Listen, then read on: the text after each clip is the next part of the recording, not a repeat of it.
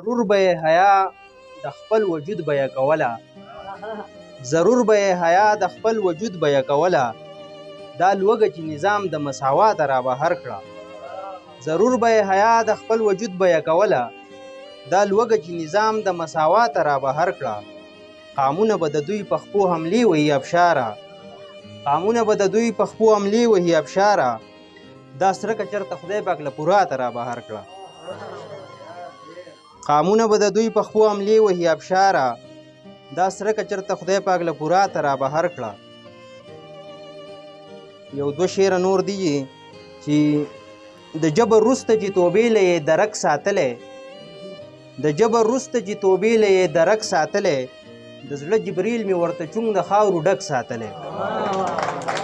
د جبر وروسته مننه جي د جبر وروسته چې توبې له یې درک ساتلی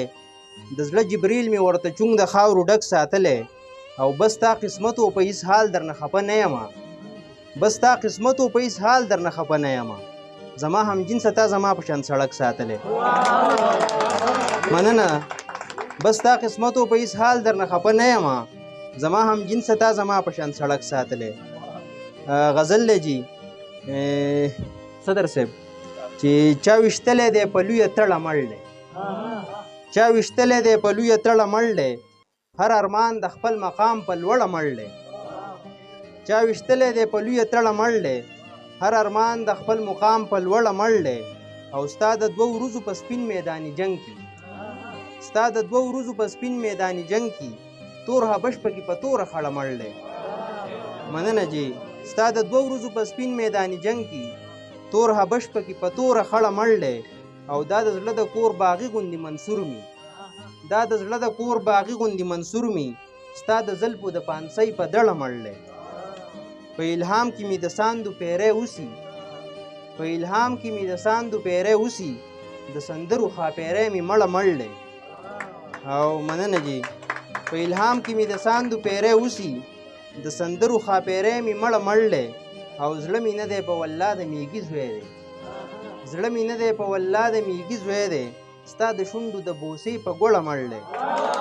مننه جي مننه زړه مې نه دی په والله د میږي زوی دی ستا د شونډو د بوسې په ګوړه مړ دی او چېرته غرونه قامتونه که سیراب شي یو ابشار دی په ګړنګ او شړه مړ دی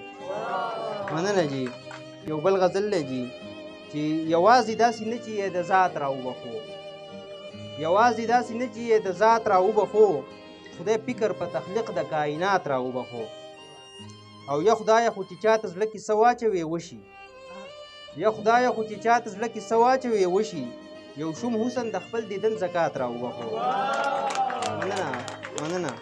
یا خدایه خو چې چاته زړه کې څه واچوې وشي یو شوم حسن د خپل دیدن زکات را وبخو او باید چې زه پیدا کړم په شعر کې تاثیر باید چې زه پیدا کړم په شعر کې تاثیر ولس دې راته ګټ د سومنات را وبخو مننه جي باید چې زه پیدا کړم په شعر کې تاثیر ولس دې راته ګټ د سومنات را وبخو او په خوب کې مې لیدل چې زما سر په مزو سر په خوب کې مې لیدل چې زما سر په مزو سر په خوب کې مې چا سر ته سنګل مات را وبخو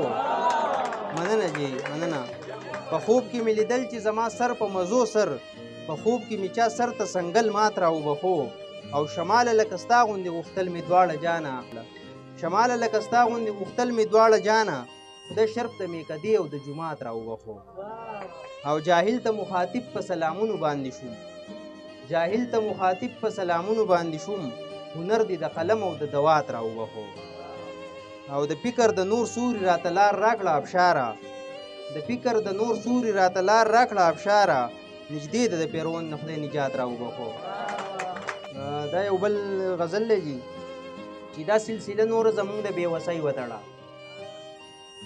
دا سلسله نور زمونږ د بېوسۍ وتړه خدایه زمونږ ګریوانونو له تڼۍ وتړه